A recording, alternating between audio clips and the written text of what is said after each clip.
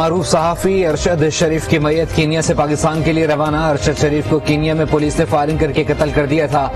وزیر اطلاعات مریم اورنگزیب نے کہا کہ پاکستان ہائی کمیشن نے میت روانگی کے تمام مراحل کی خود نگرانی کی۔ ارشد شریف کا جسد خاکی نجی پرواز کے ذریعے براستہ دوحہ رات 1 بجے تک اسلام آباد پہنچے گا۔ ٹویٹ میں ارشد شریف کی بیوہ نے لکھا کہ ان کی تدفین جمعرات کو H11 قبرستان میں کی جائے گی۔ اسلام آباد ہائی کورٹ میں سینئر صحافی ارشد شریف کے قتل کی تحقیقات کے لیے جوڈیشل کمیشن بنانے کی درخواست پر سماعت۔ چیف جسٹس اطہر من اللہ نے ریمارکس میں کہا، انکوائری میں صحافتی تنظیموں کو آن بورڈ رکھا جائے۔ اس مرحلے پر فی الوقت کمیشن بنانے کا کوئی فائدہ نہیں ہوگا۔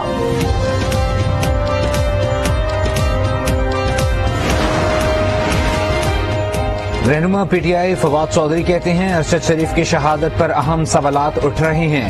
معاملے پر طاقتور جوڈیشل کمیشن بنانا جمہوریت کی ضرورت ہے۔ ارشد شریف کا خون رائے گا نہیں جانے دیں گے۔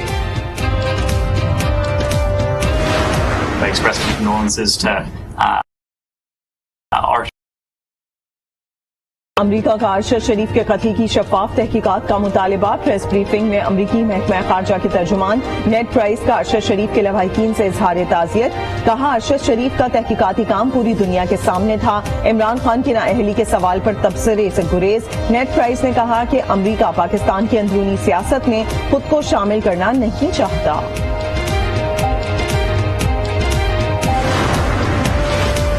صحافت آسان کام نہیں۔ تحقیقاتی خبر یا تنقیدی سوالات جواب جان سے ہاتھ دھونے کی صورت میں ملا۔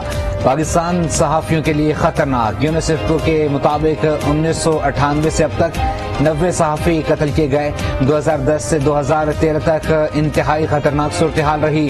4 سال کے عرصے میں 34 صحافیوں کی زندگیاں چھینی گئیں۔ رواں سال اب تک 5 صحافی قتل ہو چکے ہیں۔ حامد میر اور ابصار عالم پر قاتلانہ حملے ہوئے۔ احمد نورانی، عمر چیمہ، بلال فاروقی، متی اللہ جان اور اسد طور سمیت کئی صحافیوں کو اغوا اور تشدد کا نشانہ بنایا گیا۔ اسلام آباد میں صحافیوں کو زیادہ ٹارگٹ کیا گیا۔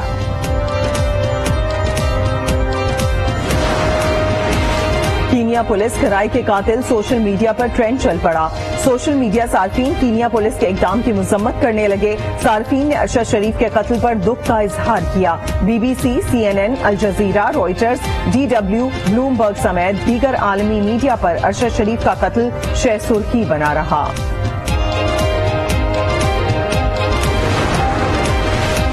عالمی صحافتی تنظیموں نے ارشد شریف کے قتل کی شفاف تحقیقات کا مطالبہ کر دیا۔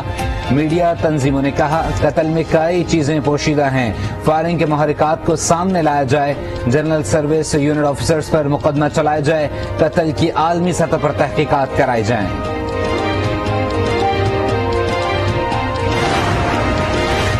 میں ماورائے عدالت قتل میں ملوث پولیس افسران کے خلاف کریک ڈاؤن۔ ملک کے مختلف شہروں میں بے گناہ افراد کے قتل، اغوا اور تشدد کی متعدد وارداتوں میں ملوث 4 پولیس اہلکار گرفتار۔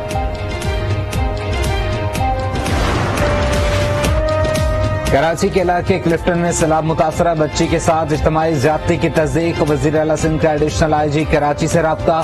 ملزمان کو گرفتار کر کے رپورٹ پیش کرنے کی ہدایت۔ واقعہ 2 روز قبل کلفٹن بلاک 4 میں پیش آیا تھا۔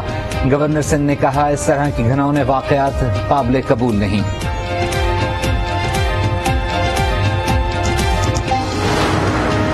لاہور کے علاقے کوٹ لکھپت میں شادی سے انکار پر جلائی گئی لڑکی دم توڑ گئی۔ پولیس کے مطابق 20 سالہ کرن کو اس کے کزن خرم نے مبینہ طور پر آگ لگائی تھی۔ مرکزی ملزم خرم کو 2 ساتھیوں سمیت گرفتار کر لیا گیا۔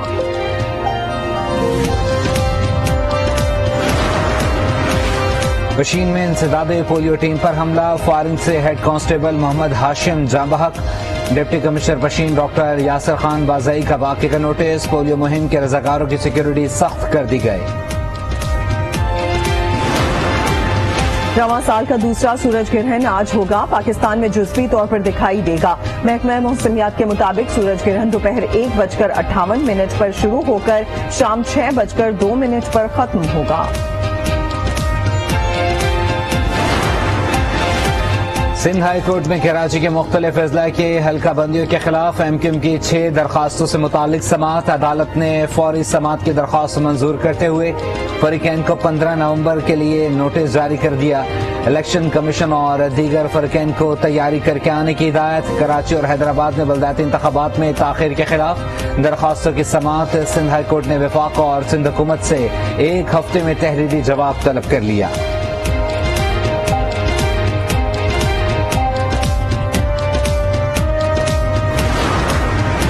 انٹر بینک میں ڈالر کی قیمت میں 90 پیسے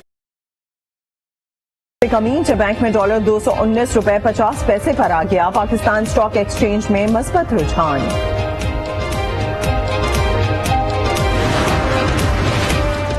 رواں مالی سال 4 ماہ سے قبل ہی فیڈرل بورڈ آف ریونیو کے ٹیکس وصولی 20 کھرب روپے سے زائد رہی۔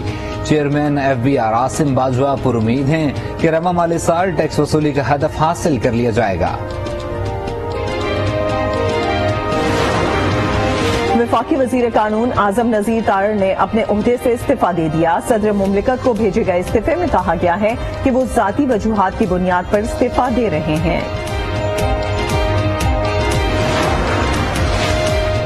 چیئرمین تحریک انصاف عمران خان آج پشاور کا 1 روزہ دورہ کریں گے۔ نشتر ہال میں وکلا کنونشن سے خطاب کریں گے۔ پارٹی قائدین سے ملاقات میں لانگ مارچ اور سیاسی صورتحال پر مشاورت کریں گے۔ اسلام آباد میں سیکیورٹی بڑھا دی گئی۔ پی ٹی آئی کا لانگ مارچ روکنے کے لیے حکومت کی منصوبہ بندی، سندھ پولیس اور ایف سی اسلام آباد پہنچ گئی۔ اہلکاروں کو پولیس لائن، فیصل مسجد کے صحن اور حاجی کیمپ میں ٹھہرایا گیا ہے۔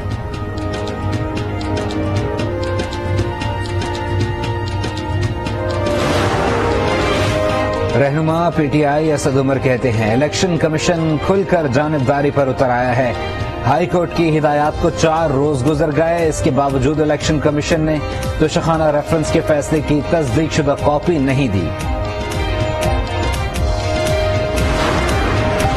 سابق وزیر داخلہ شیخ رشید کہتے ہیں کہ وزراء کی موجودگی میں ریاستی اداروں کے خلاف نازیبا نعرے سوالیہ نشان ہیں۔ جب کرمنل قانون بناتے ہیں تو انصاف کا مذاق اڑتا ہے۔ بیرون ملک دوروں سے کچھ امداد نہیں ملے گی، اقتدار کے بھوکوں کا جمعہ بازار لگا ہے۔ وزیر اعظم شہباز شریف 2 روزہ دورے پر سعودی عرب میں موجود۔ وزیر اعظم سعودی ولی عہد محمد سلمان سے ملاقات کریں گے۔ وزیر اعظم شہباز شریف سعودی فیوچر انویسٹمنٹ انیشیٹو سمٹ سے بھی شرکت کریں گے۔ وزیر اعلیٰ پنجاب کا اہم اقدام، پرویز الہی نے گھروں کی تعمیر کے لیے قرضوں کے پروگرام کی منظوری دے دی۔ اخوت اسلامک مائکرو فائنانس کم آمدن والے افراد کو گھروں کی تعمیر کے لیے قرضے فراہم کرے گی۔ وزیر اعلیٰ نے کہا کہ سیلاب متاثرہ علاقوں میں گھروں کی تعمیر کے لیے ترجیحی بنیادوں پر قرضے دیے جائیں گے۔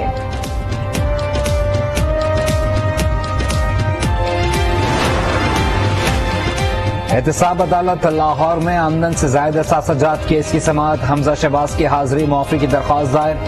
وکیل نے موقف اپنایا، حمزہ شہباز کو کمر کے محرے کی تکلیف ہے، ڈاکٹر نے بیڈ ریسٹ کا مشورہ دیا ہے۔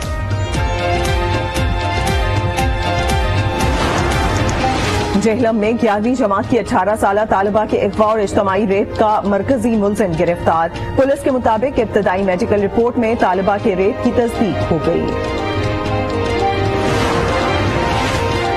خیبر پختونخوا میں ڈینگی کے وار جاری، ڈینگی کا متاثرہ ایک اور مریض دم توڑ گیا۔ 223 کیسز رپورٹ، پنجاب میں مزید 289 کیسز رپورٹ، سب سے زیادہ لاہور میں 142 کیسز رپورٹ ہوئے۔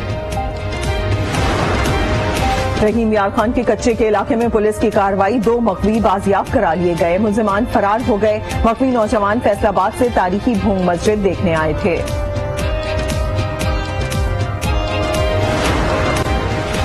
رشی سونک آج باضابطہ طور پر برطانیہ کی وزارت عظمیٰ کا عہدہ سنبھالیں گے۔ وزیر اعظم لیز ٹرس کابینہ اجلاس کی صدارت کریں گے۔ رشی سونک برطانیہ کے پہلے ایشیائی نژاد وزیر اعظم ہوں گے۔